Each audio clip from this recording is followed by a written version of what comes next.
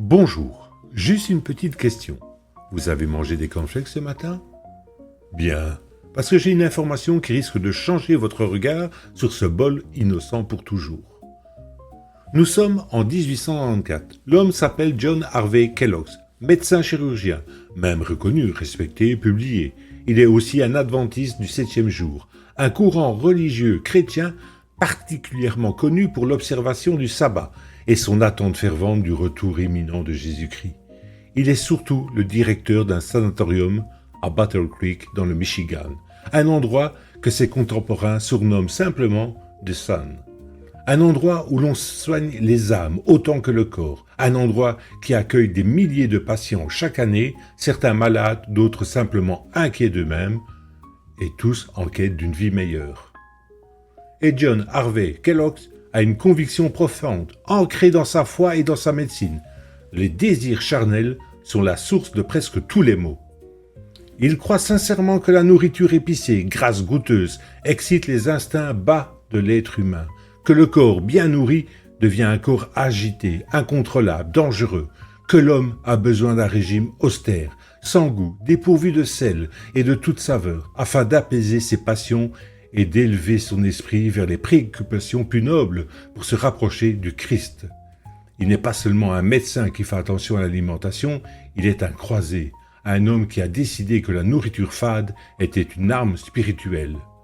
Dans son sanatorium, il impose à ses pensionnaires des lavements quotidiens, une nourriture sans sel, sans épices, sans viande. Il prescrit le yaourt, les exercices en plein air, les bains froids. Certains patients adorent, d'autres fuient au bout de quelques jours. C'est dans cet état d'esprit qu'il invente le cornflakes. Enfin, invente.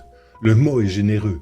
À l'origine, c'est un accident. De la pâte de maïs laissée trop longtemps sans surveillance. Et pour ne pas la perdre, pour ne pas la jeter, elle est aplatie, découpée en flacons, grillée au four. Le résultat est sec, sans goût, presque punitif, exactement ce que cherche Kellogg. Ses patients avalent ça sans se plaindre. Probablement parce qu'ils n'ont pas le choix. Kellogg, voilà un signe du ciel, Dieu est avec lui. Il commence à se servir ce produit chaque matin à ses pensionnaires, convaincu de les aider à maîtriser leurs pulsions les plus sombres. Son frère Will, lui, voit autre chose.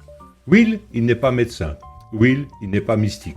Will, c'est un homme d'affaires. Et Will regarde ses flocons de maïs sans goût en se disant qu'il y a quelque chose à faire à condition d'y agiter un ingrédient interdit dans la maison de son frère.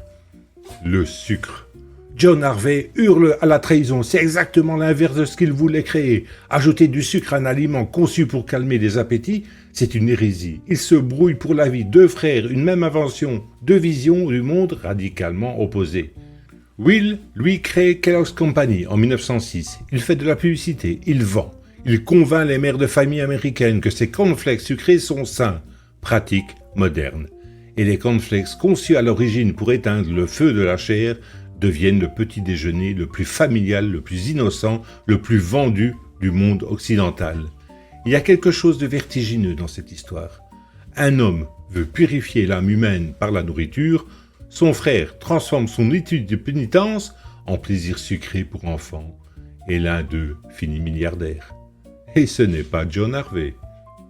L'histoire ne dit pas si ces fameux cornflakes ont vraiment fonctionné sur les patients du sanatorium, et si ça a calmé leur ardeur. Les archives sont discrètes. Là-dessus, on n'entend rien, curieusement.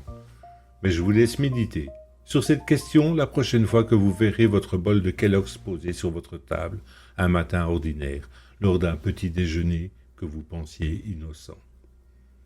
À bientôt, pour une nouvelle pépite.